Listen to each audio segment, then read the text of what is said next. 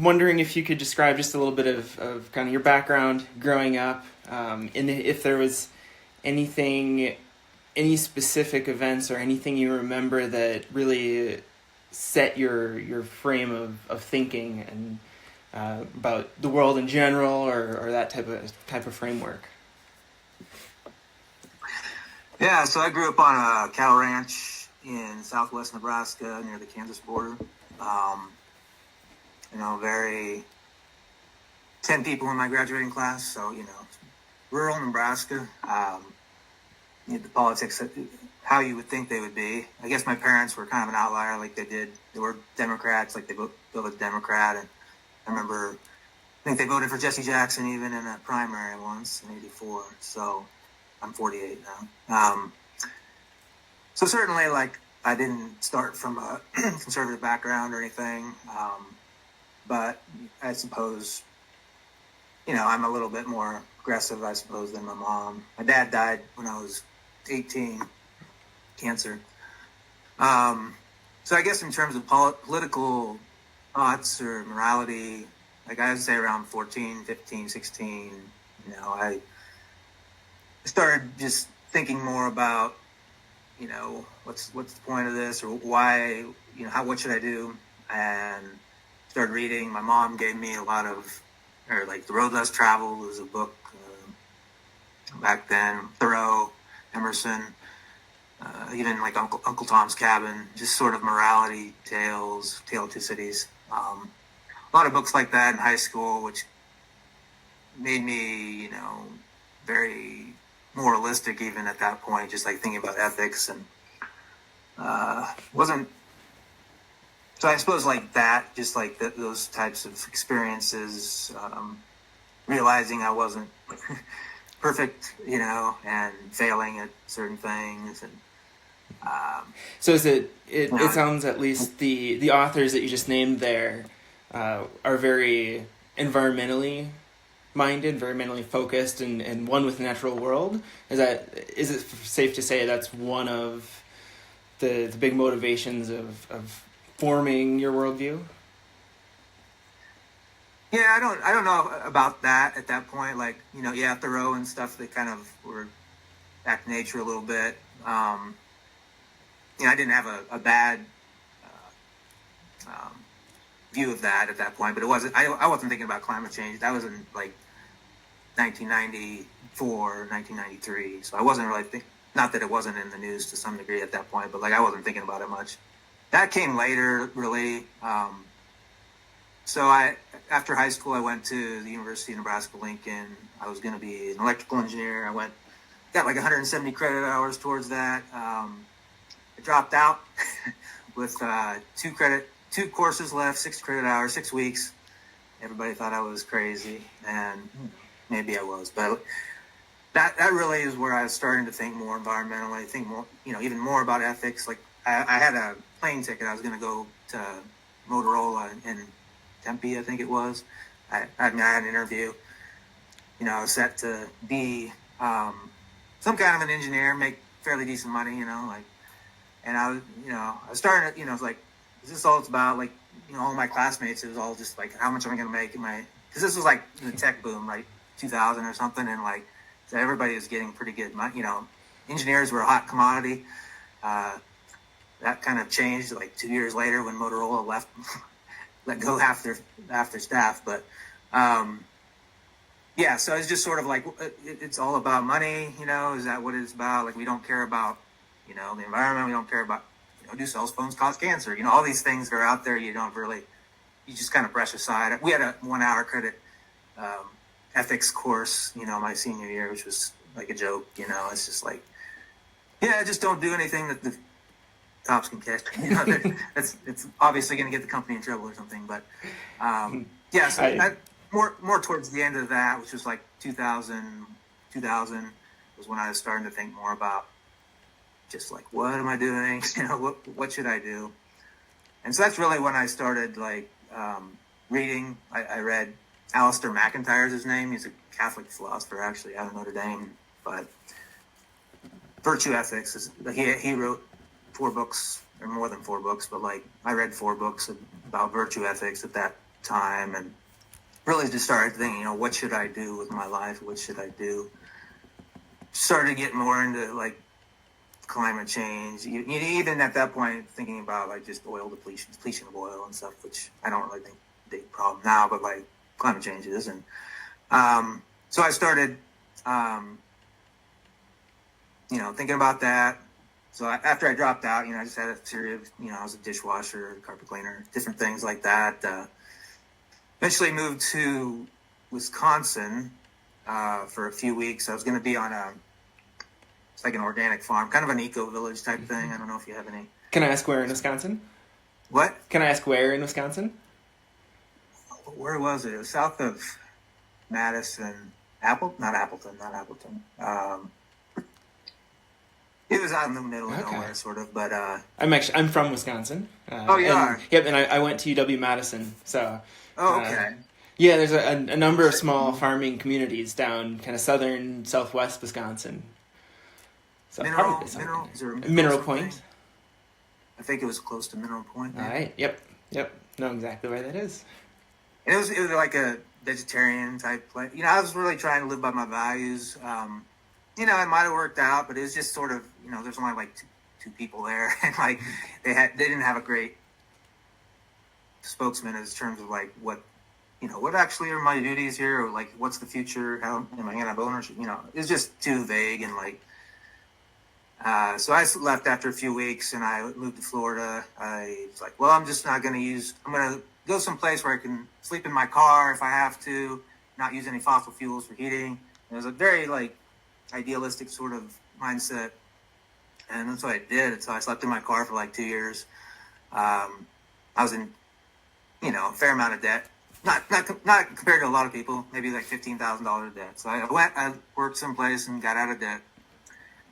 And then after that, my brother went to school here in Lubbock at Texas Tech, and so I came here in 2006.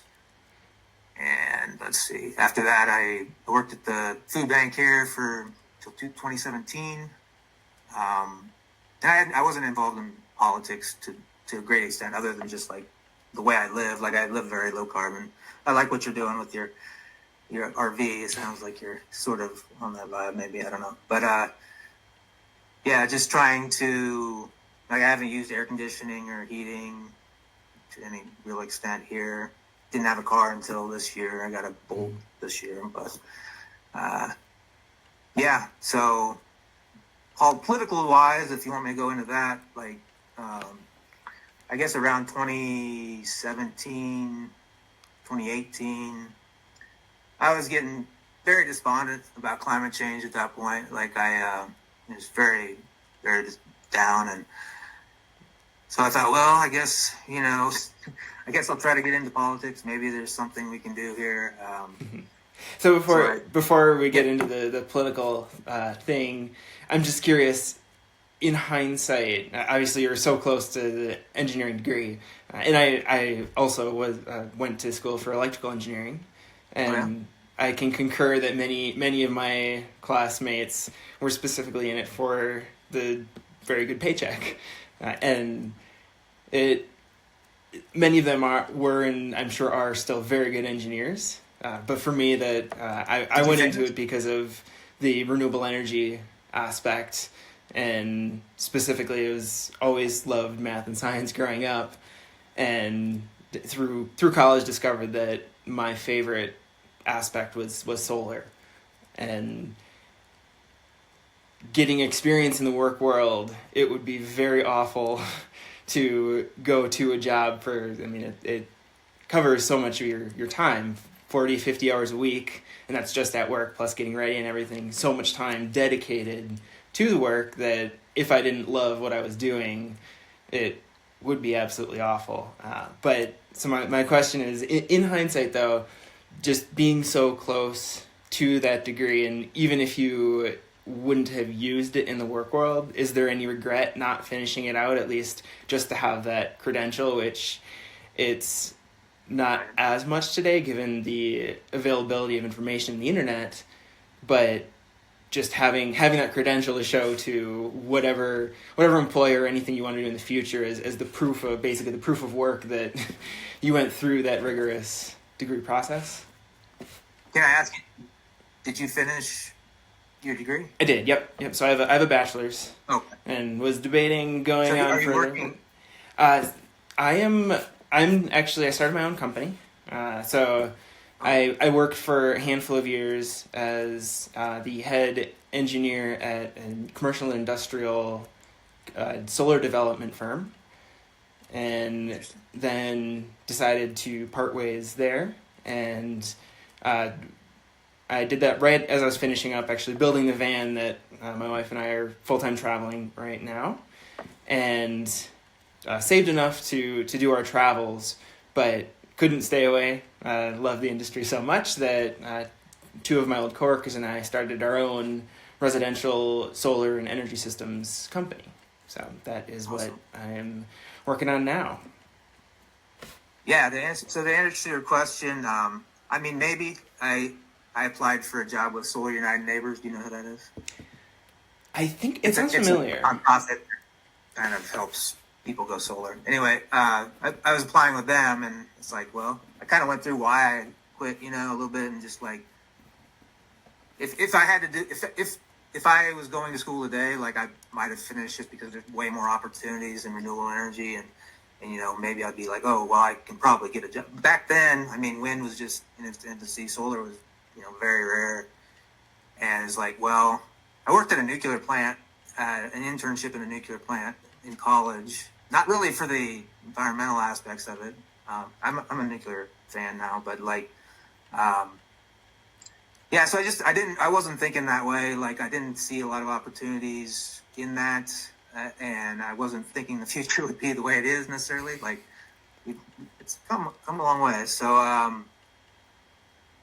I don't begrudge anybody for like finishing school, but I was trying to make a point. I think at the time, just like, there's a lot, I don't know if your experience, but a lot of my schooling was just like, oh, let's learn all these, partial differential equations, and like, okay, how is that exactly? I can't wire a house. How is this useful information? Mm-hmm. And I still feel that way. A lot of the education is just like, let's do real things. Let's get out into the field, like people are doing real things. Let's get out there. But yeah, it's really unique because I also had that experience where going to UW-Madison is a large state school, and it was very theoretical based, and we had internships and co-ops throughout school, but actually the curriculum itself, while at graduating is you're really in depth on the theory. One of my best friends went to a smaller in-state school that's just that in Wisconsin, that typically you get hired at companies in Wisconsin instead of the whole nation. And his entire curriculum was all hands-on, all lab work, and as an actual engineer, I would say he was almost better prepared for starting a brand new job than I was. So I definitely get where you're coming from there. But so I don't know. I don't regret it, but like I said, if it was today, there's a good chance I probably would finish. Going back now, though, I'm like, oh boy. I look back at some of that old math, and like, I do not understand any of this. This is like hieroglyphics here. This is crazy. It is fun, though, that many fields, at least in engineering, might be one of the exceptions, somewhat. But many fields, it seems the work world is moving more towards prove to me what your knowledge and experience is, instead of just that piece of paper that says you got a 4-year degree type of thing. So just the access is becoming more ubiquitous. So transition now back a little bit towards the politics. I did notice that you are running for, and actually you can describe a little bit of exactly what you're running for in thought process and location for the Senate. But I noticed you're running as an independent and not a Democrat. So also, if you want to talk a little bit about that background and that decision. I'm running for the House, not the Senate. So first of all, like, this is maybe the most conservative district in the country. Like, there's some other ones in Texas that and maybe, Alabama and stuff that compete with it, but it's usually like 75-25, 80-20 was my, like when I ran last time, I got like 19.7%. So like 20%. And there was no Democrats running. There was no Libertarians, no Greens. It was just me and the Republican. So it was, nobody knew who I was. Like they were just voting against the Republican, which is good. Like I think that's a good strategy. But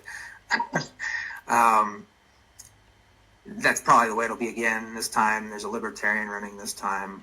But, so I'm involved. I know a lot of people in the local Democratic Party here. I did notice that you were... What was the question? I guess... I did notice you were endorsed by the Democratic Party in your district. Oh, is that... Yeah, Like, I don't know if the Lubbock... So I sent out a letter to all the county Democratic parties, which a lot of small counties don't have a Democratic party, but like all the ones, and a couple of them endorsed me because I went down and talked to them, and so there's got good people. Why I ran as so I could have ran as a Democrat. There's a few reasons. Like one, you have to pay like $3,000 to get on the ballot. You can get signatures as a Democrat or Republican, but like you got to start way earlier. Like last year, Texas is one of the hardest, the hardest places to get on as like an independent. But like, so as an independent, you have to like declare your candidacy back in November, December, and then you have to get, it's not that hard, like 500 signatures in 2 or 3 months. And so I thought, well, I guess I'll do that since I don't have a full-time job so I have time to go out and get them. And I thought at the beginning it would be harder than it was, but it's not that hard. Like even just going door to door, you can get like 10 signatures an hour or so, or I can, if you go to the right places.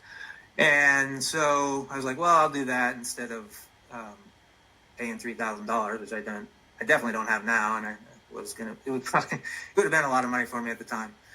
And also, I'm not a big fan of the two-party system. Like this is very anachronistic to the United States, and very, other countries have different systems where third parties and independents have a lot better chance, and it's a lot less of a two-party system and parliamentary type systems, and so I think it just in terms of like people thinking about it around here, and by people I mean basically the people I interact with in the Democratic Party and stuff. It's like, hey, you guys think about just like Democrats kind of a 4-letter word around here. Think about running as independents. It obviously doesn't make much difference. Like it's a very just like, oh, Republican, I'm going to vote for it. It's like 75% of the people, they don't even know who the Republican is when they vote for him. It's like, and so it's more of a symbolic thing, I guess, as far as running. It'd be the biggest upset in U.S. history if I won. Like this, it's not something, and people get upset with me sometimes for saying it that way. Like, you always have to be like positive, and I'm like, I'm positive. Like I think I do a better job. Like it's just not realistic to like. I don't like people who talk in those terms. Of like, I don't know. It's just not my style, I guess. But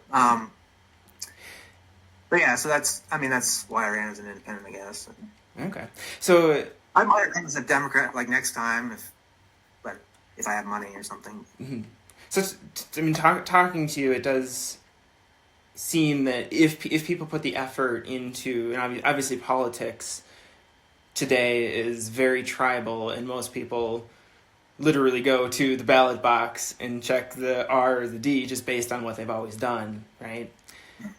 But it does sound like your background, you're very, very small town community focused, which it seems like is a tenet of, at least historically, what the Conservative Party stood for, and who knows what it is now.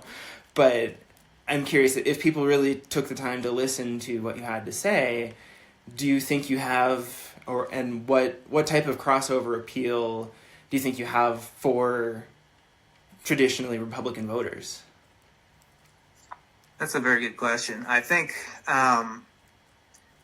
people are not only are people like different from young to old, in terms of their thought process, but day to day or within the day. Like I could talk to somebody and like they'd be nodding their head and agreeing with me, and then like they watch Fox News and 3 hours later and they say, "Oh, you're the devil." It's just it. I don't think people are very rational in how they, in some things at least, in how they process information, right? And so, I mean, that's the $100,000 question. Is just like, how do you get to these people? It's like, hey, maybe consider that you're,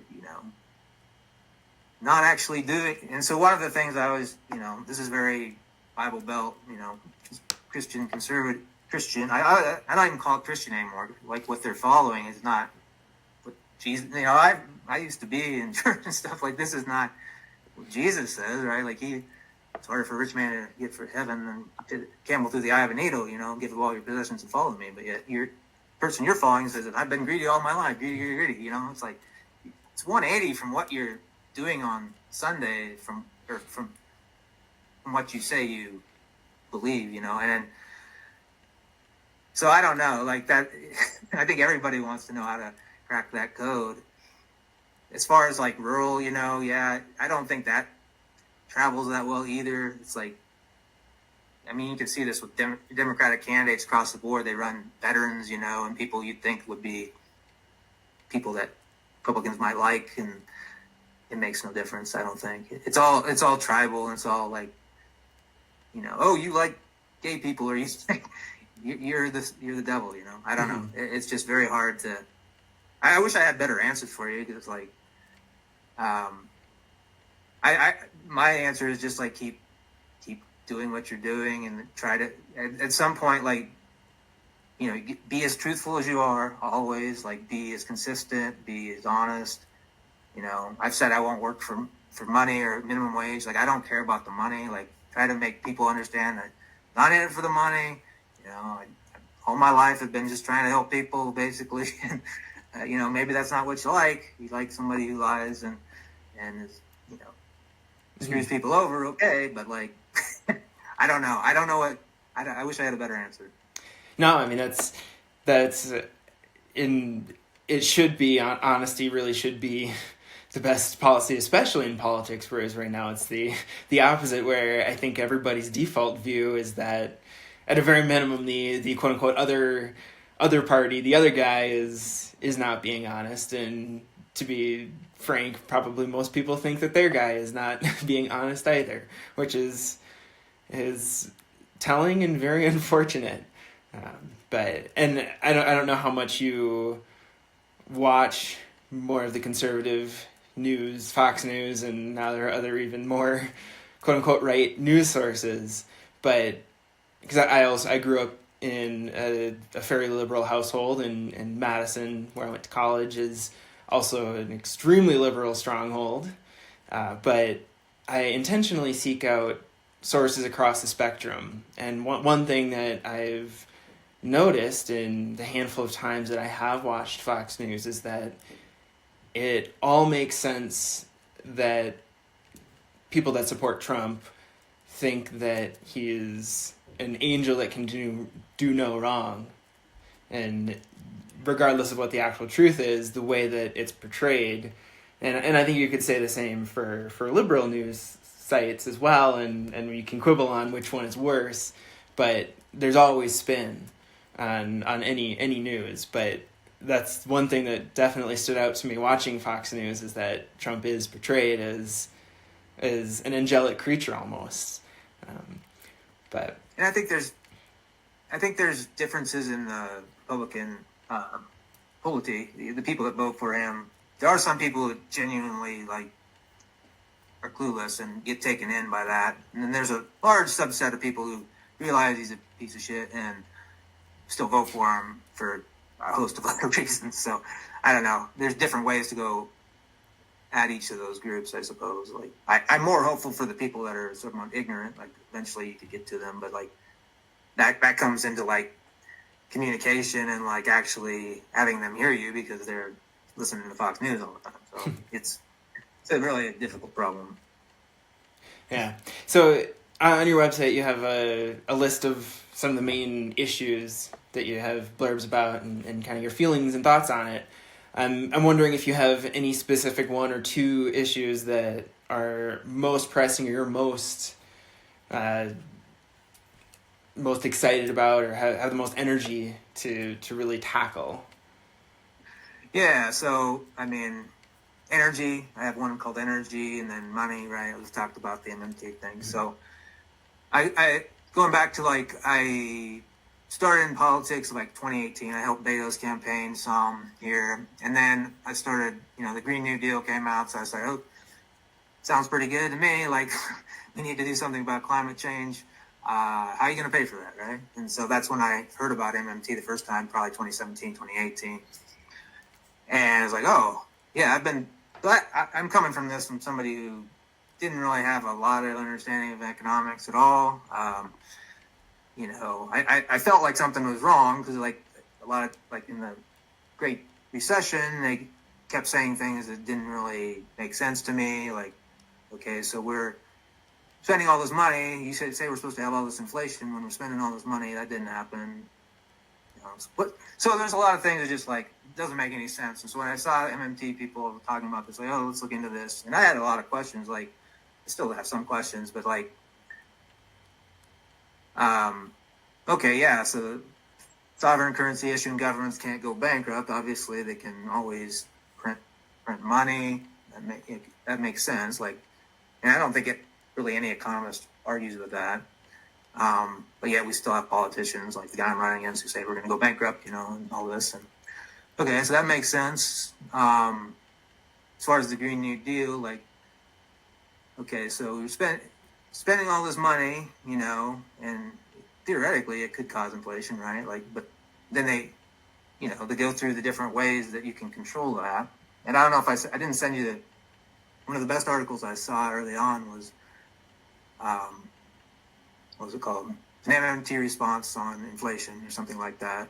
And that was Rohan Gray and Nathan Tankus. Those are probably my two favorite MMT economists. And, so they go through, I think it's probably the best. I mean, there's other articles on inflation that I like now, but like, it's really good in terms of just like laying out, okay, yes, there are ways to control it. Even if we gave everybody $1 million, it's like, does Walmart have to raise their prices the next day? They don't have to, right? Like, the reason they would do so is because of greed, right? There's a lot of money out there. Why not raise prices? Or sort of a preemptive thing if people are going to start quitting, let's pay them more money so they don't quit, but it's not really because there's more money, right? There's other things that are involved with that. And so I started thinking through that, and, and we can get into this more, but like, in terms of climate change, it's like, yeah, we could do a lot more and probably, control inflation. And even if we had inflation, is that worse than like what's happening with climate change? Maybe not. But yeah, it was an important thing for me in terms of just like resetting my mind and like what's possible. And it filters down to so many parts of politics if you're honest about it and like think about it. And so we can get into some of that, but yeah, definitely climate change and how money works, I think, are important things that every politician should think about way more than they do.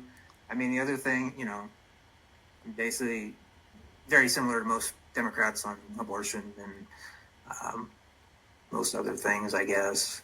Guns, I'm a little bit more, I just think it's sort of like drugs. It's like we have a 2,000-mile long border. It's like, how do you control the flow of guns? And so it's very difficult. Like if you start banning things, it's like there's a lot of police involvement with that. And I'm not against a lot of things Democrats, background checks and all these things, but okay. So it does sound like, well, actually, let's back up just to, if you're able to, in a concise way, just describe very briefly what MMT or modern monetary theory, what the basis of it is, for those that might not know. Right. So, like I said, I came to it thinking kind of with Bernie Sanders, like he didn't talk about it in 2016, but like he was talking about Medicare for all, and Hillary Clinton would often say, well, Bernie, how are you going to pay for that, Bernie? He didn't really have a good answer to that. He should have talked about Stephanie Kelton, the author of The Deficit Myth. You read that, right? Yes, so I read her book about a year ago and just recently watched her documentary as well. And so she was the head of the Senate Budget Committee, working under Bernie, but yet he never talked about it, which I wish he would have. But anyway, from that, I'm like, okay, I actually voted for Hillary over Bernie, partly for that reason. Like, I was like, oh, yeah, that doesn't seem like a lot of money if you're just paying for everybody's hospital bills, and like that's a ton of money, Bernie. You're not really telling me how you're going to do that. And so I started looking into it, and it's like, so MMT, I mean, there's a lot to it, and there's a lot of straw men, and like, it gets complicated, because not all MMT people agree with each other either, you know? It's like, there's a lot of differences within the group of MMT, people who call them MMT economists. And there's a lot of people who are adjacent to them who sort of agree with most of it. So it gets complicated, and most economists agree with lots of it, like Keynesian economists agree with large portions of it. The differences, and so a sovereign currency issued in government like the United States, which means they issue currency in their own, they spend money in their own currency. There's other countries that are different in terms of pegging their currency to the dollar, or I don't think there's anybody under the gold standard, but we used to be under a gold standard. So things change a little bit when you no longer have to worry about paying people back in gold. Like, you don't have the same constraints in a lot of ways. Once again, that gets complicated. So then there's things like they say, well, we don't need taxes to fund spending, which gets complicated too, because like the way it is right now, like taxes actually go into the,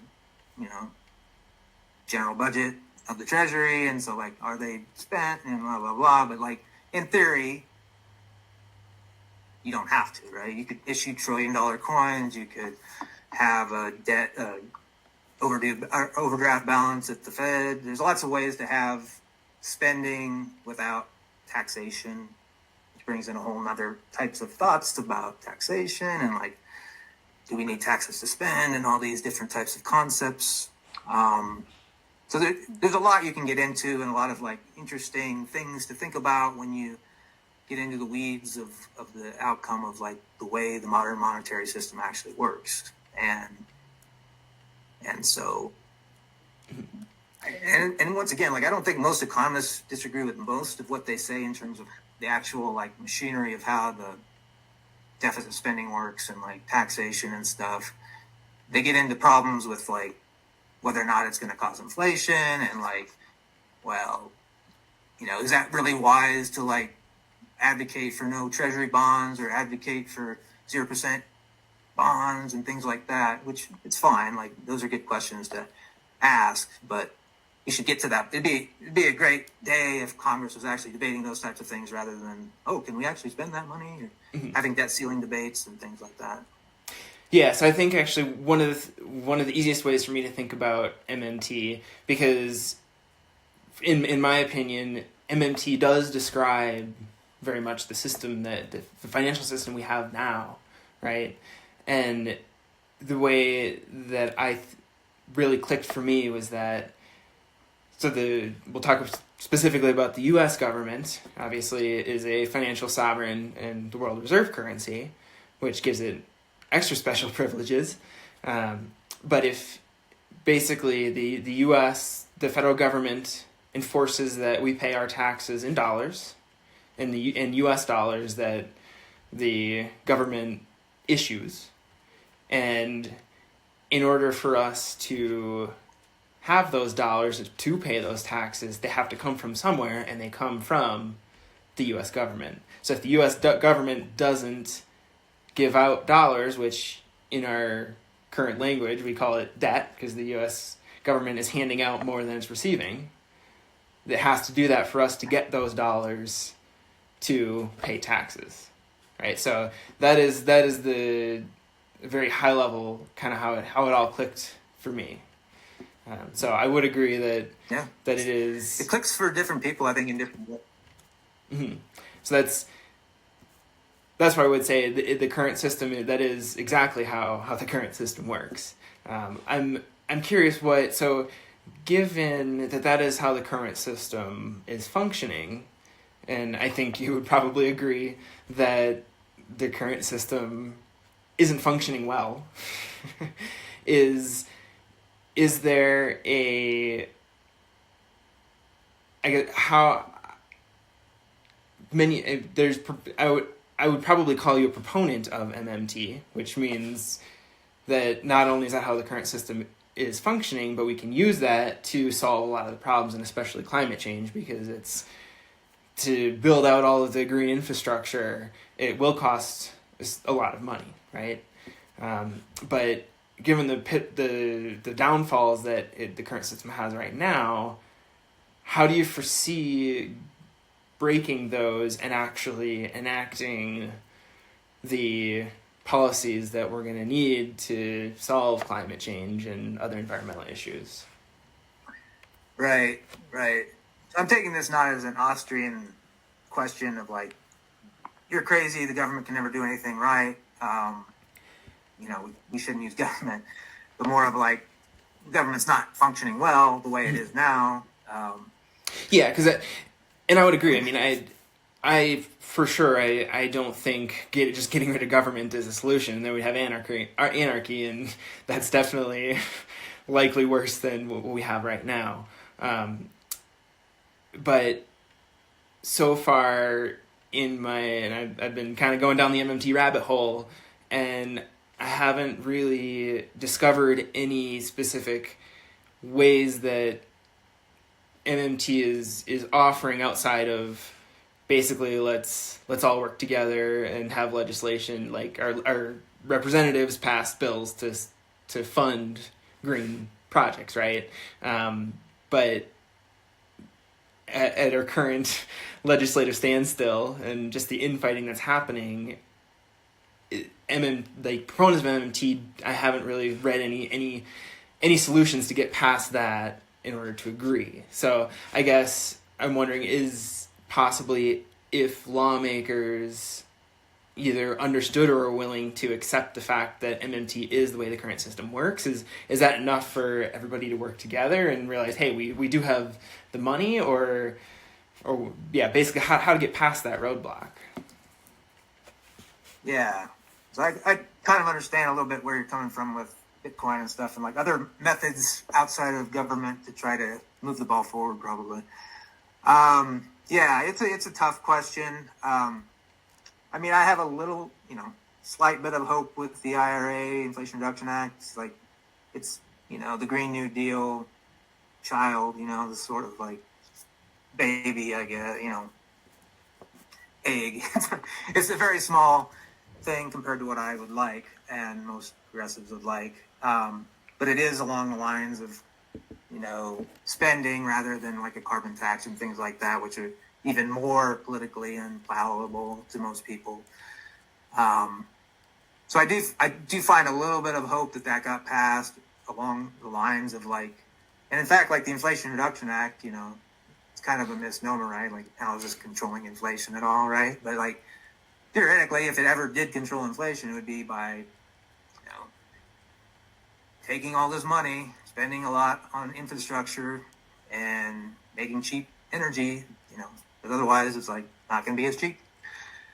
But yeah, so I wish I had better answers to like, how do you fix the political system to elect people like me, or people that want to do more?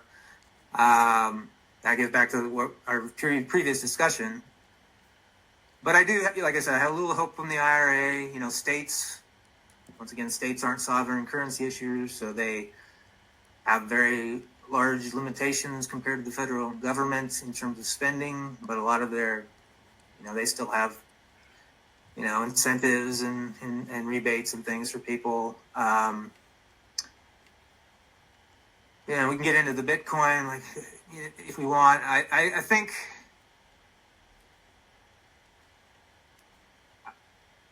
So I'll tell you that maybe I didn't mention this. Like, I did start a nonprofit here,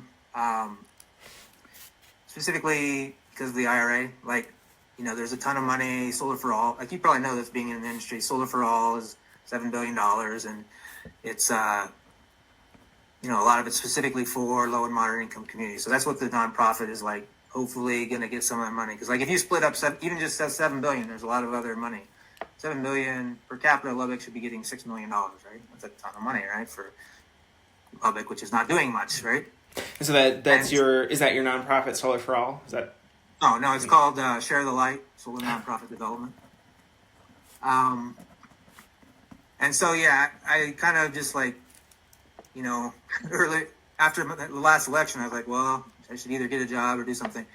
And so I was like, well, let's look into the Inflation Reduction Act. It's okay. And so I partnered with a local solar installer, trying to think of how to do this. And that's what I spend a lot of my time with. But I'm answering the question in a roundabout way of saying, like, I'm not giving up on it yet. Like, I'm not giving up on these government-based ideas. Like, I still like the idea of grants instead of like, because like one of the thoughts about like competition, without MMT, like say if you have very low government spending, like everybody's competing over a smaller amount of money, right? And that brings in this competition thing.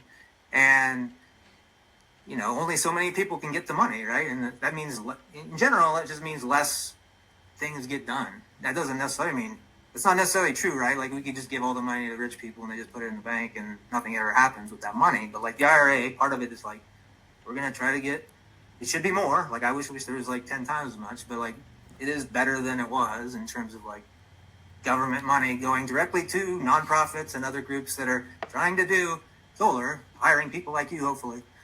And, yeah, I have, and it's so, the thing is, it's so complex, like all these tax credits and all these things, it's like, it's going to be hard for Republicans to maybe repeal that in some ways, because it's just like, they don't understand it either, and it's like, oh, I guess we'll let that go. They never repealed the 30% tax credit for all those years, when Trump had both houses, there's a couple votes that kept it from failing. So like, I think a lot of it will probably be around even if Trump wins this election. So yeah, I guess if you want to get into Bitcoin now, I don't know if that answered your question well enough. Like, I'm not giving up complete hope. It's not enough. Like, yeah. And again, I mean, I'm definitely a proponent of a Bitcoin system in some way, for sure. But I do, just because there's one specific path towards a partial solution doesn't mean that there can't be many that are happening simultaneously. And I think that's part of, a lot of people tend to grasp on to one aspect of a solution and hold that up as the holy grail, and that's the only thing that we need to focus on, because this is it. And I think that is a little nearsighted, in that if we have many people working towards a similar cause, but through different avenues, we can achieve that much more efficiently, much quicker, and ultimately much better. So I'm glad that there are still people there that are holding on hope. What's that? I'm glad very much that there are people out there still holding on hope for our, quote unquote, the traditional path towards, at least the legislative path towards solutions. And I also, the nomenclature of the IRA, the Inflation Reduction Act, is, in my opinion, a little comical. But I do understand the idea of MMT is that if we use the government printed money correctly, quote unquote, that can stimulate growth, and production, which is a release on inflationary pressures. Because, I mean, supply and demand, simple concepts, where if you're increasing production, aka the supply of something, then prices should go down. So in that sense, there could very likely be a deflationary pressure if the money is spent well, for sure.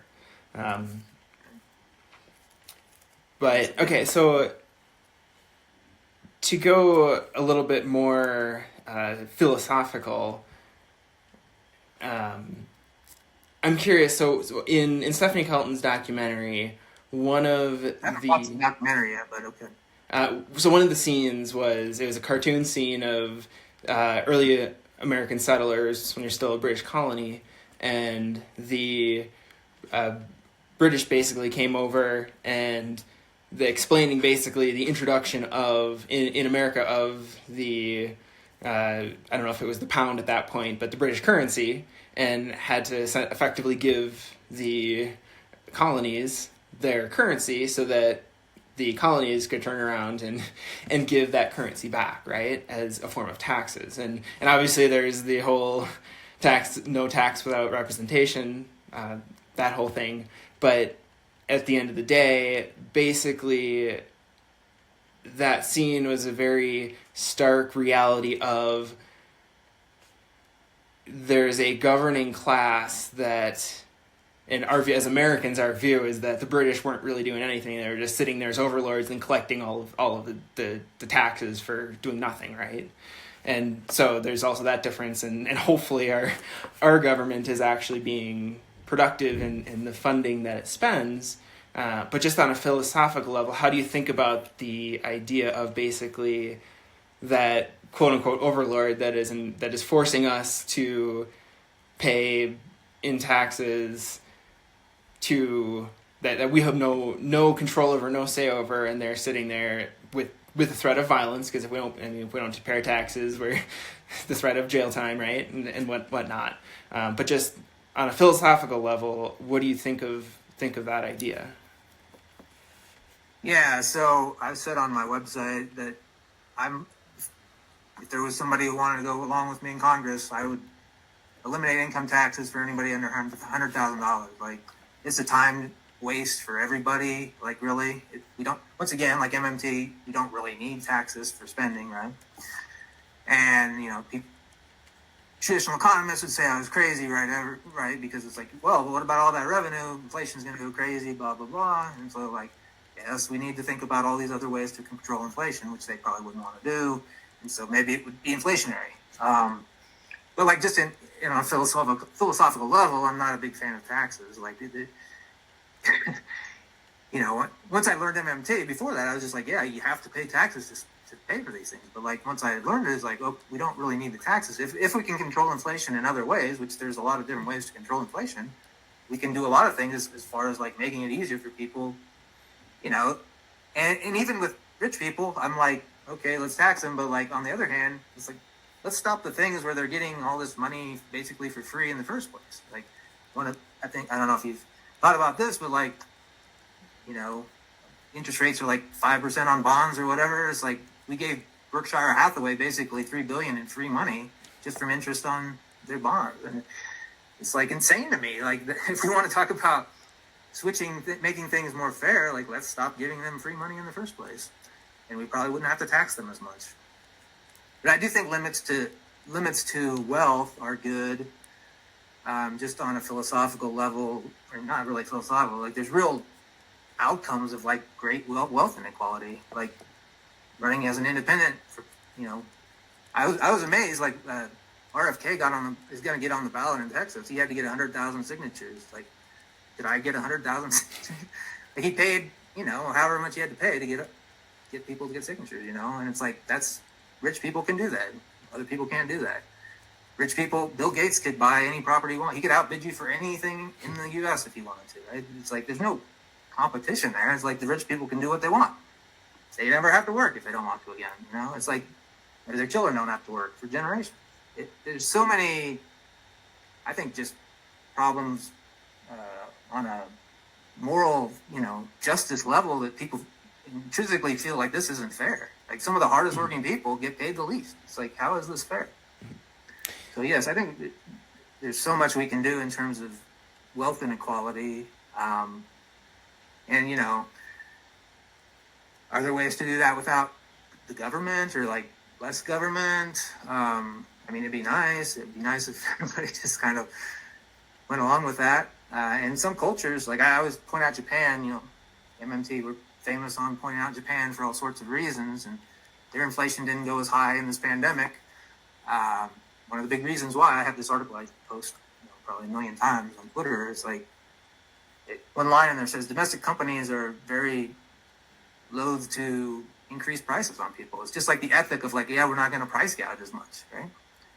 And so, like, if you have that ethic of like, yeah, I'm not going to try to make more than I need, or, it's like, you're a lot less likely to need laws to make people change their behavior. Mm-hmm.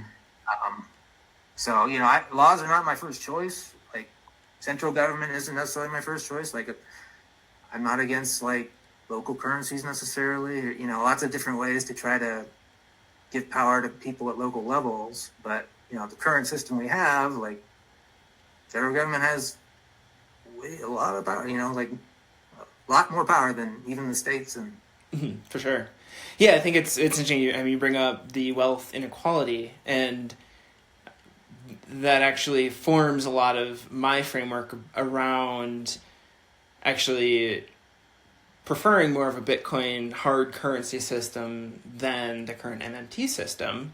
And part of that is, I do agree that not all spending, and specifically government spending, would lead directly to inflation.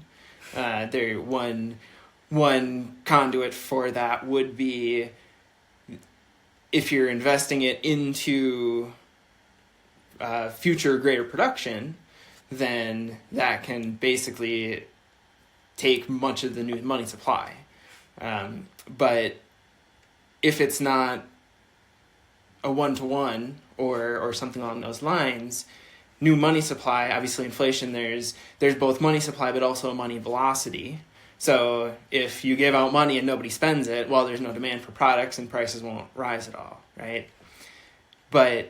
And that in my opinion, is a big reason why, especially through the great financial crisis in 2008, was a specific reason why we didn't see inflation. One of the reasons is that basically all the bailouts, all the money that was handed out, or a vast majority of it, went to the existing wealthy, and it didn't really drastically increase their spending, right? And on the flip side, through the pandemic, that was one reason why that did lead to significant inflation, was that, and obviously it came from both sides. We shut down all the production, so we had a supply restriction, but because everybody received a pretty hefty sum of money, that increased demand, and specifically demand for goods and not services, because nobody was going anywhere, so there were no services needed, right? Or very few. And so it's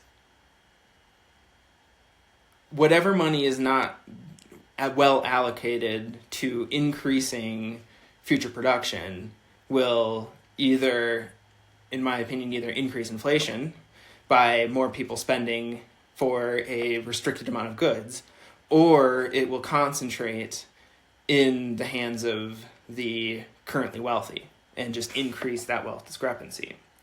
And both ways that it could go, and probably kind of either way, is an issue in my opinion. But compounded on that is that the wealthy at this point basically control all of the strings in DC and are altering basically the rules of the game. And so it makes planning for very difficult, especially if you are living paycheck to paycheck or close to it. Any sort of long-term planning in order to get yourself out of that either debt spiral or just treading water is extremely difficult to do. And so and you were saying basically the limited supply of Bitcoin is increasing the wealth disparity, and there's a lot of different angles and aspects to that we don't necessarily have to get into, but what I see is when money is basically MMT is always increasing the money supply, right? And I mean, not necessarily, but not that it has to, but historically that has been the case for any real period of time, right? Yeah, currency. Yeah, I mean, yeah, basically the money supply has increased. Mm-hmm. So that forces the wealthy. The wealthy don't want to store their money in the dollar because over time it's effectively guaranteed to debase, right? Once again, there's two different definitions of inflation, right? There's inflation of the money supply, and then there's inflation prices, right? And Yeah. so those are So two in this different case, phenomena. the value of the dollar, the $1 in 20 years. Personally, I'm pretty confident that it will buy me less real goods than it does now. Right? Yeah. Is that fair to say? Yes. So, and at least based on history, that the wealthy, because they don't want to store their money in the dollar, because over time they're pretty sure that it will decrease in value, and so Well, they tend to store their money in harder assets, right? And including houses, which is, in my opinion, one of the main reasons that we've seen house prices inflate so much quicker than the general cost of living, right? And that is basically forcing everybody else, every person that is just looking for a house to live in, it makes it so much less affordable.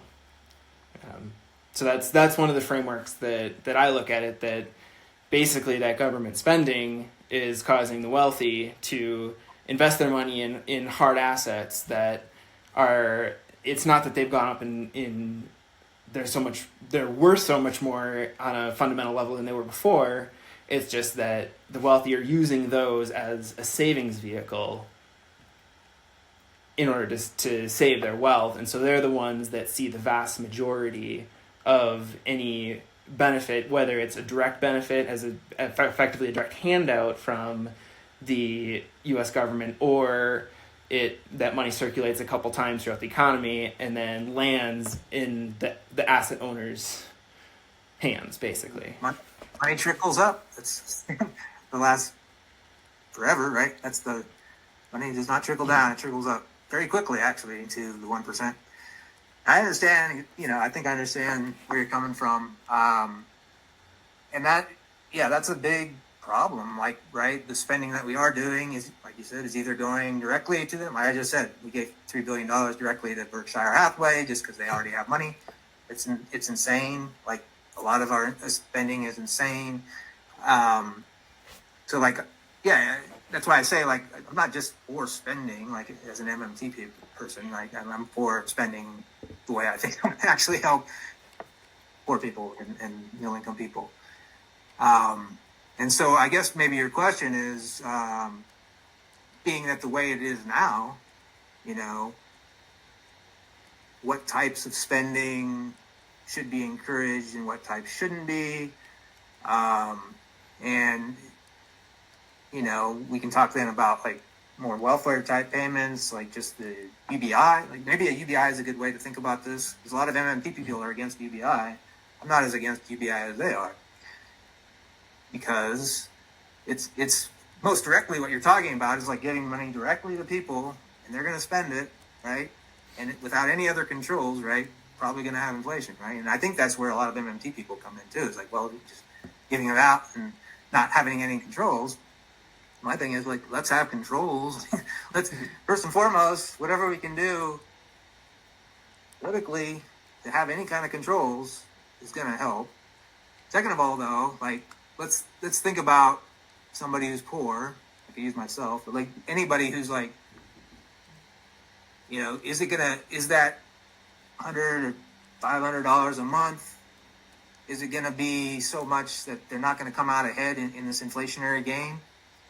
I'd still say they probably come out ahead. Like, I think, depending on how much you give them, right? And like, because even now, when there's very little control over pricing, there's still some, like, inflation got out to 8%, 10%, and it came back down. Like, why has it come back down? It's not just because we're spending less. It's because, Biden actually did do some things. I would also argue, like, in terms of oil, energy, I always say, he went over there in 2021, like every president since FDR, I think, basically kissed the ring of the Saudis. What did he give them? He's not prosecuting on Jamal Khashoggi. Like, one thing we just don't know, like all these things that happen with these rich people and rich governments around, like, why did you lower prices? Why did you? And one of my big things with MMT is, like, they they argue for like the CBO to score on inflation rather than spending. Like we need to like looking into Elon, every one of these people, like their decisions are what causes inflation. It's like, why are we not like investigating them fully and like figuring out exactly why these big corporations price gouge throughout the pandemic? To me, it's just ridiculous. It's like, we're just like, oh, let's just let them do whatever they want. And it's like, so I don't know. I guess I don't have a good answer in terms of like with our current possible political system, other than like, I'd still want Medicare for all. It's still going to be better for people, even if there's 10% inflation, because like you don't have to have $1 million healthcare bills. Like, it's just like it's insane. And so, I mean, we paid for the vaccine. You know, that was a cost of zero to people. Is that not better than like whatever inflation came from that? I think it is. You know, and so, you know, there is some public pressure too on corporations if they price gouge too much. So like we had some of that was probably why they didn't increase prices even more, the ones that can, and encouraging competition, right? Like if there's not a public option, put a public option in so they have to compete, you know, or if there's some corporation that is charging less, give them your business, federal government, give them, you know, and encourage them more. I just don't see. You can give me your good argument for Bitcoin or like this other pathway. Maybe you should do that before I say this, but I haven't seen a lot of good pathways outside. But go ahead. Yeah, well, actually, I like that you brought up UBI because that's another. It's kind of lost its limelight since the prior election with Angie Yang, but I would actually be a big proponent, I think, of UBI or of UBI arguments for sure, because one of the things that the power of the purse, the MMT, the power that the government has to spend as much money and with the restrictions of inflation and real resources, but it's a lot of power that attracts corruption, and I think it's pretty non-controversial to say that there is a non-trivial amount of corruption in the U.S. government as it stands. And so basically the fewer restrictions that the government has to allocate the funds, the more basically I believe a vast majority of people in public service are there because they truly believe in the cause that most of us would say is good, right? But there's enough bad actors there that are willing to skirt the rules, and you talk about large corporations where the penalties that they're given for breaking the rules, basically, whether it's financial, environmental, or whatever it is, it's a cost of doing business. So if that penalty is not significantly high enough, they just chalk it up as a cost, which is oftentimes a tax write-off as well. And so that's where, well, I do think that there has to be a level of government and a level of law, and I'm not advocating for that complete removal of government by a Bitcoin system in theory would have some restriction on the spending that does happen at the national level. And in theory, and we've never really had a system that truly does this, because even on the gold standard, it's hard to impossible to actually verify, whereas Bitcoin there are ways to obfuscate spending. It's a lot more difficult to do for a long period of time, where that would enforce the government to allocate funding. And so what I believe would happen is more people would be specifically wary of the government spending, because politicians would have to say, basically, I'm going to either fund, and it's putting it at the extreme because you could do something in the middle, but the politician could say, I'm going to bail out company X when something happens, versus I'm going to continue these social programs. And there is only enough funding now. There, you'd still have some market dynamics, because if the general current system of the government can borrow money from the future, that it's loose, it's not extremely rigid, but over time, if they continue to deficit spend, then there would be that market dynamic to restrict that, but more constituents would be willing to punish elected officials by giving handouts to large corporations instead of discontinuing or lessening the social programs. And so that's one of that. I think it's a really interesting debate, because one, we've never had any sort of proven that theory out, but I don't know if you have any. How is that different than just a balanced budget amendment or something where, they have to have a balanced budget at the federal level? What you're describing with Bitcoin, how is that different from just like a balanced budget amendment? It's a form of accountability, because in effect it is a soft balanced budget, right? Because basically you could borrow from the future, but it is basically market dynamics would, if that happens too much, then it would force that expenditure back down, or some sort of insolvency, right? Which obviously that poses another philosophical question, and how does that organization happen? But to put it in another way, that take, for example, war, and basically in prior history, a lot of wars were funded specifically by the government selling war bonds, and in theory, that's where basically the money and the actual how that actually happened. There, it may have been more loose than that, but that was the idea: was the government would sell war bonds, and the public would then fund the war through that. And so, if we basically right now, the government can both spend money on war and not have to reduce any of the social programs, which is in effect placating a bunch of the constituents. Probably yourself and myself as well are not too keen on war in general, but the government doesn't have to choose which one. Whereas if they were, how many of the public would say, yeah, we'll give up our social programs in order to continue to fund this war?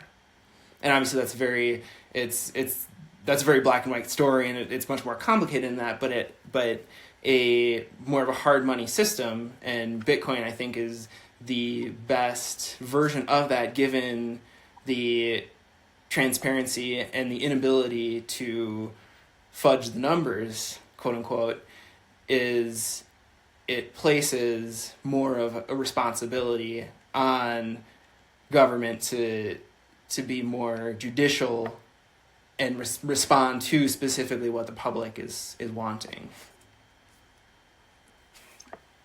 Yeah, I'm still not quite understanding big differences between a balanced budget amendment and that. Say they had a balanced budget amendment with ability to borrow, only a certain amount, or, it was controlled more, there was more accountability, more transparency, maybe even had some direct democracy in terms of like, oh, let's vote on whether or not we want to spend it on this or that. I mean, I guess I'm... No, I mean, in effect, you are right. In effect, it is a balanced budget. And I think Bitcoin specifically, the difference is that, right, I mean, so on the gold standard, which is a pseudo-hard monetary standard, because over history, it roughly is 2% or so of the gold supply inflation. So it's a relatively hard money standard, but the government in the 60s and 70s were still spending way more than the amount of gold stores, because there was no way to effectively verify what was happening behind the scenes.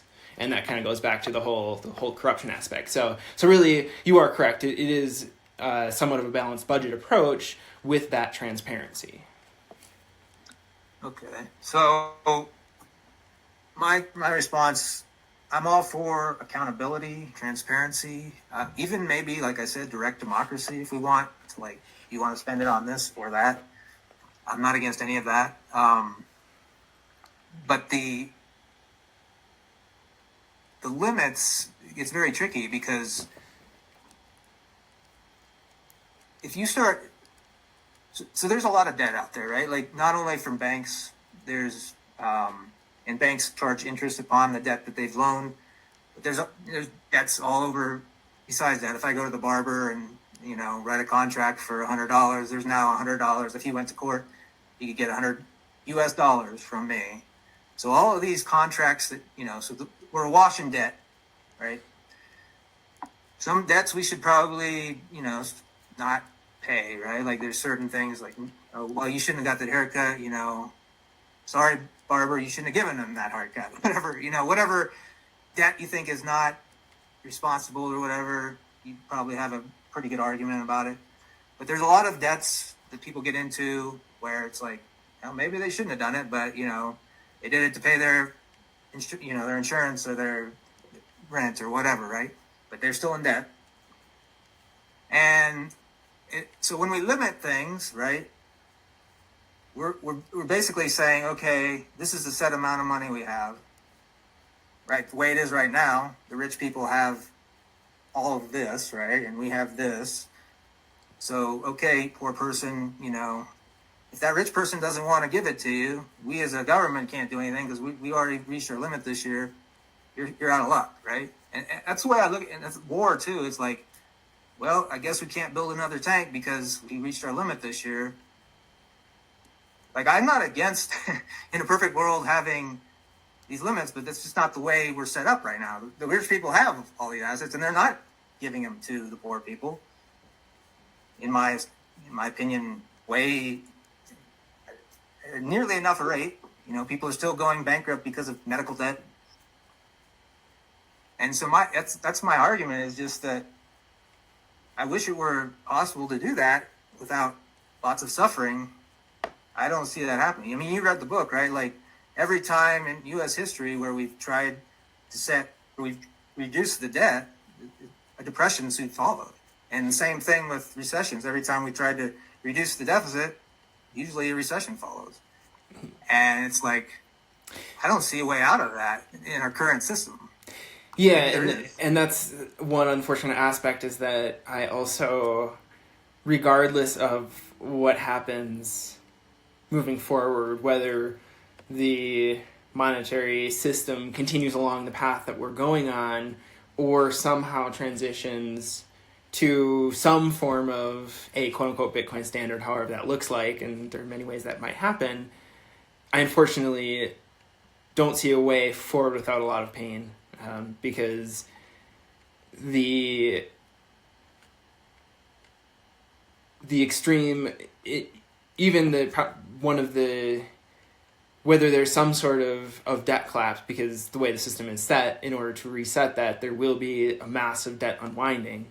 So whether there is some sort of debt collapse or just a continual exponent, I mean, if you look at the graph of federal spending, it's gone up exponentially. And when in 2008 the public was flabbergasted at, what was it, $700 or $800 billion of spending for that bailout, and now we're talking trillions without blinking an eye in only a decade and a half. And so, you read the book, right? Like, you do realize that private savings is equal to our public debt, right? So, correct. So I think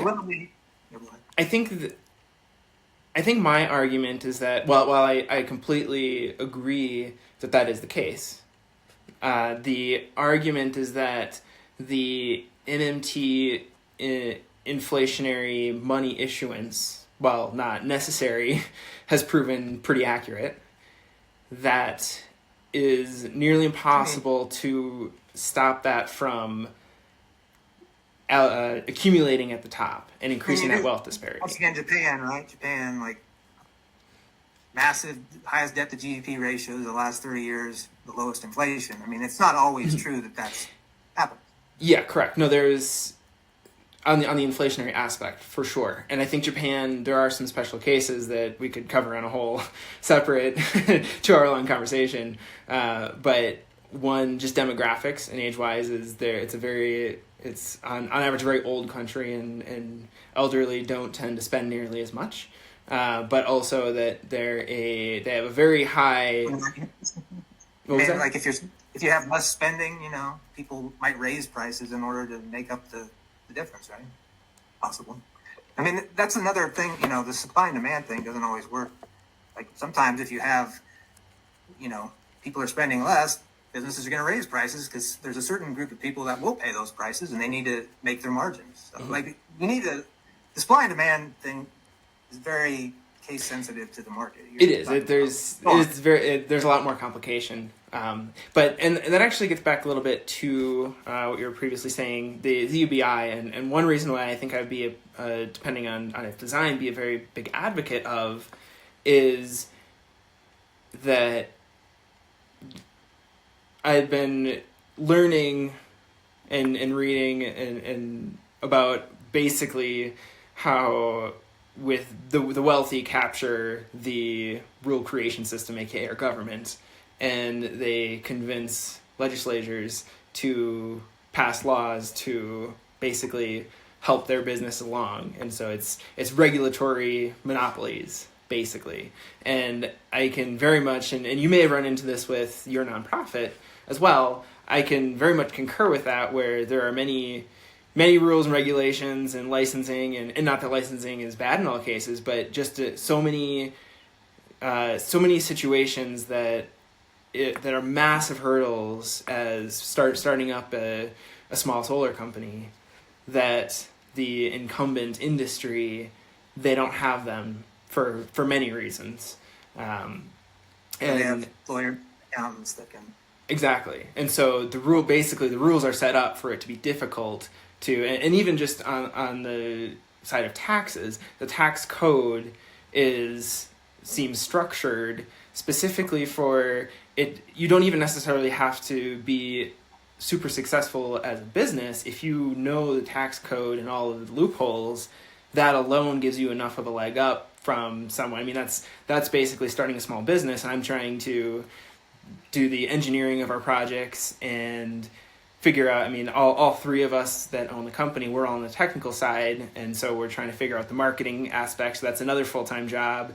And then just figuring out the tax code alone, where we don't have the funds to hire a top-notch accountant, and so that's a financial benefit that we don't have, which is one reason why UBI, I think, not only would that remove any sort of negative connotation of welfare, right? Because everybody's receiving it, so it's not that you're poor and unproductive, so you need welfare. It's that everybody's getting it, so there's not that connotation around it. But if basically starting the tax code from scratch and making it extremely simple, figuring out basically the quote-unquote the welfare benefit system is literally everybody gets that UBI. So it's no longer welfare, it's no matter what you do, who you are, how much you make, how much you don't make, you get that money. And then figuring out a truly progressive tax system so that the people that are making hundreds of thousands or millions a year, they are effectively giving back that entire UBI amount. I mean, 97%. But that would basically... I said we should $10 million. Like, I always talk about pre-distribution. Like, it's not completely possible, but like nobody ever gets hired for over $10 million a year. You never get all your stock. You don't ever make more than $10 million of stock. Well, and that's where the tax code is structured, right? So that a lot of CEOs don't make that in actual salary, because salary is taxed the highest. They make that in stock options, which have a much lower tax base. And so it's basically getting rid of all the complicated tax loopholes that were put there intentionally for the wealthy to skirt by them. And so you basically make it super simple, and then that super simple, whatever, $1,000 a month UBI or whatever it is. I mean, we are a very wealthy nation, and but that is one reason, or a substantial portion of why I would be for some sort of UBI system. But I don't want to keep you too much longer, and I appreciate you spending the time that you have. But I do have one other kind of train of thought that I'm kind of want to get your take on. And so, as obviously you're admittedly a long shot, but running for office and trying to be a representative in the political system, what are your views on specifically being a representative of your district or your state versus your country, and even basically wider, just a representative of the world and our global natural resources, and given that, especially that our world is so interconnected today? I mean, that's a good question. It's, representatives will often say, well, I'm just going to, I'm going to represent my constituents, and like do exactly what they want. But like, the retort to that is like, well, in Nazi Germany, if all your constituents thought killing Jews was a good thing, should you do what your constituents want? No. So I think that's very simplistic.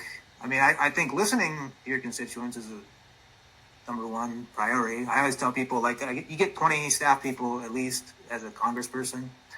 My congressperson never answers my tweets or my Facebook posts. It's like, why not? Like, why don't you respond to these things? Like, I'm a constituent. And so I think, like, at least some of the staff people could be, like, doing that, It's like, you're not obviously going to agree. They're going to say whatever they want. But, like, at least respond to people and, like, tell them, yeah, we're listening. Tell them why you don't agree, I think that's step one.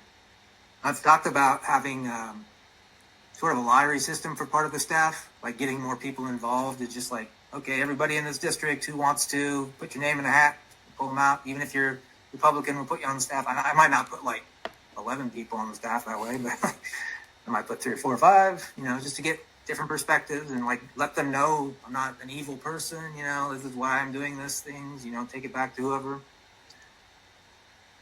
And, and so I think that's a big part of just like being there for your constituents. That doesn't mean that I'm gonna, if somehow some miracle I got elected, there's gonna be a lot of people who say, oh, why? I voted for you. Why are you doing that? They didn't know why they voted for me, maybe, because I just don't agree apparently with a lot of people on a lot of things. But, you, once again, communicate. It's like, you can trust me. This is why I believe this. This is how I believe it. Maybe if you can come around to this, maybe not. But I'm not going to lie. I'm not going to fundraise. Like, how much time they say Congress people spend on fundraising. Like, I wouldn't do it. Like, I don't care if I lose. Like, I'm just not going to do it. I also don't know how much fundraising actually helps. Like, there's a lady that ran in the district above me, Amarillo district. She spent like $150,000, which is quite a bit for somebody who's obviously going to lose. Like, she got 25%. I got 20%. It's like, it doesn't help. Bloomberg spent, on the primary in 2020, I got like 4 different flyers in the mail in 1 week. He got a lot of votes. I mean, it helps on those scales sometimes. But like, you'd have to be, the guy I run against gets like $2 million for why, because there's no reason he doesn't even advertise. But anyway, as far as like, so that's kind of the way I look at it. It's like, yes, I represent you people. I want to listen to you. I want to hear what's going on. If I can bring money back to here, I think there should be. That's another reason. Like, you think limited money supply, but it's like then the fighting really starts, right? Because there's a limited money supply. Every congressperson is going to be like, I need that money. If you have a lot of money supply, kind of like the UBI, if you spread it out to everybody, people are more happy, I think. And so, like, I wouldn't necessarily be somebody who's like, oh, we need this money more than them, although sometimes that might be true. I'd be like, yes, let's if there's limited money supply, because that's the way people want to vote, then I think we should get our fair share at least, That'd be the way I'd look at that. Mm-hmm. And as far as the world stage, it's a difficult question, with immigration and everything. It's like, I tend to think, once again, I look to MMT, it's like, there's no shortage of money to actually help these people if we want to. The only possible problems are inflation. And, once again, that can be controlled in lots of different ways. So, I don't want to be cruel to the people who are just looking for a better life. It just seems it's anti-Christian, it's anti-human as far as I'm concerned. Putting razor wire in it's horrible as far as I'm concerned. So, it's a very similar sentiment to what I expected based on our brief conversation here. And that actually, and to one of the reasons that I specifically asked that on what are our duties basically, I mean, as a if you were to be an elected representative, or even just as an individual, as general public, especially in the U.S., what duty do we have to people in other countries, especially given it is so connected of a world. And going back to our conversation earlier about just briefly mentioning, as the U.S., we have the world reserve currency. And how that happened is a whole nother topic that I don't know if you've studied much, but basically that's the other main reason that I view that we have not until very recently seen significant price inflation, is because so much of world trade is denominated in U.S. dollars that other countries, both developed and developing countries, they have a very insatiable demand for dollars. And so because we have the ability and privilege to export dollars overseas, that removes a lot of that inflationary pressure. And that also, so basically the two constraints of MMT, there's the inflationary pressure, that if we're sending dollars overseas, that obviously there's still the money velocity, but that money supply is being dissipated outside of our borders. And then the second, the economic constraints, or the real resource constraints of MMT, is that we've been able to ship dollars overseas because other countries need those dollars, and specifically historically it's been primarily because of oil and energy, to purchase that, because all of energy trade is done in the dollar, and a lot of other goods and services are too, but it's specifically that oil trade that civilization requires energy to run on. And so what's happening is that the U.S. has not run up against a real resource constraint, and specifically, I mean, it's both human resources and natural resources, because we've been able to basically pull those resources out of developing countries and bring them over here. And so we're basically exploiting those resources. And on the flip side, what's happening in my viewpoint is that, so other countries, developing countries, are exporting raw natural resources, and in the case of, say, China and India and it's other countries as well now too, that they're producing very inexpensive products by effectively exploiting labor and shipping them over to the U.S., and they're receiving dollars for that, right? And those dollars for them have real value because they can turn around and purchase things on the international stage. So it's not that they're not receiving that value, but the U.S. we get to print that money and print it for free. There is no real work needing to be done, which is kind of the basis for MMT. And we're shipping those dollars overseas, and obviously a lot of this is digital, but I like to think of it as we're shipping basically packs of dollar bills overseas.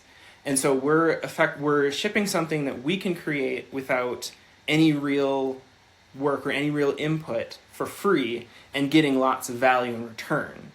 And so that is, on the international stage, it's basically exploiting both the natural resources and the very inexpensive labor that other countries are providing for us. And so it's that inequality that we get something, significant value for effectively free, that I have in my opinion, is very immoral. And I think that's that's probably one of the most important reasons for Bitcoin, in my opinion, is that if we had a Bitcoin system underpinning global trade, is that the U.S. would then have to start producing that value to use Bitcoin to purchase the goods that the developing countries are creating.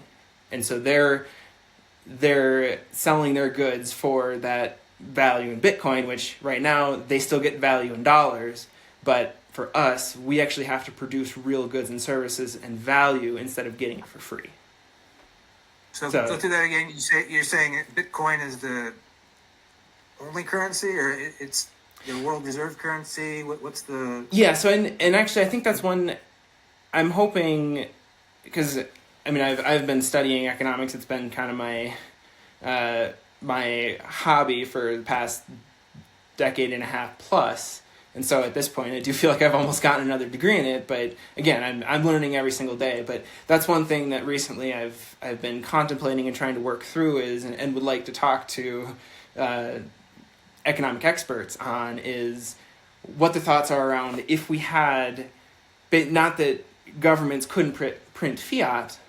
And I think that for a very long time, if not forever, governments will print fiat. But how would a system where governments print fiat, but it's underpinned, there's basically the natural market forces that international trade is denominated in Bitcoin, and that way that the U.S. as a dominant global superpower can't exploit other countries because they'll have to actually give up that value in the form of Bitcoin instead of giving up a dollar that it doesn't take any, all it takes is a printing press and some cotton or whatever the material is and a little bit of energy type of thing. If that makes sense. So one thing I asked, or somebody who maybe it was on their thread with you, but I think it was a different thread. They gave me a Mosler video where people were asking about the world reserve currency, and like most MMTers don't think about it. And I disagreed with him a little bit, but in terms of like velocity of money, like I thought his point was good. It's like, okay, say the Saudis are trading in yuan or whatever instead of the dollar. It's like if somebody wants something in the U.S. dollar, or that they need to buy in the U.S. dollar, say a house or something in the U.S., they still need to convert it back into the U.S. dollar. So like the velocity of it. And he was making the point that for traders, like there's very little friction or cost to like currency conversion, and it's like that made sense to me. Like I'm not a bond trader or a currency trader, but like for me it'd be a lot of like how do you put this much money? It'd be a lot of work for me, but like somebody who's doing it, governments who are doing it, like there's not a lot of friction between having this money in this currency or that currency, as long as they're stable, big currencies. But I think on your point, I think there's a point to savings, right? Like if you are trading in the U.S. dollar for oil, like you may want more of that just because it's more convenient to have that always there, or some amount of it there. Or if you're building something somewhere and, somehow you want to have dollars to trade with other people, it might be more convenient. So I think like you're right in terms of like there's a lot of leakage in terms of savings. Like foreigners do save, they do save a lot of U.S. dollars, and that might be true. Like there might be inflationary pressures from that. And once again, like maybe you're right. Like we'll never get to the point again where it's not that we never were this way though. We had a lot more controls on, price setting and like large business monopolies, cartels, all these things that control the price of things, right? And so like a lot of people when they're talking about this, like they think that's just impossible, or like that'll never happen, or we shouldn't do that for various reasons. But like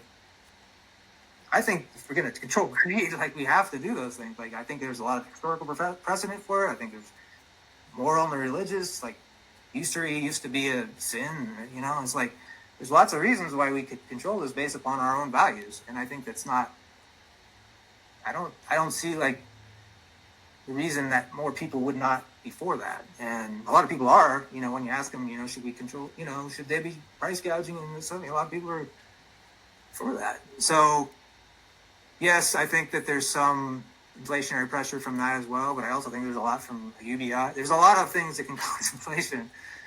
And I think like just throwing it all away and just saying, well, we can't print money to do this or that on this day or that day. I just think that's not I just think it's more cruel that way. On your point of,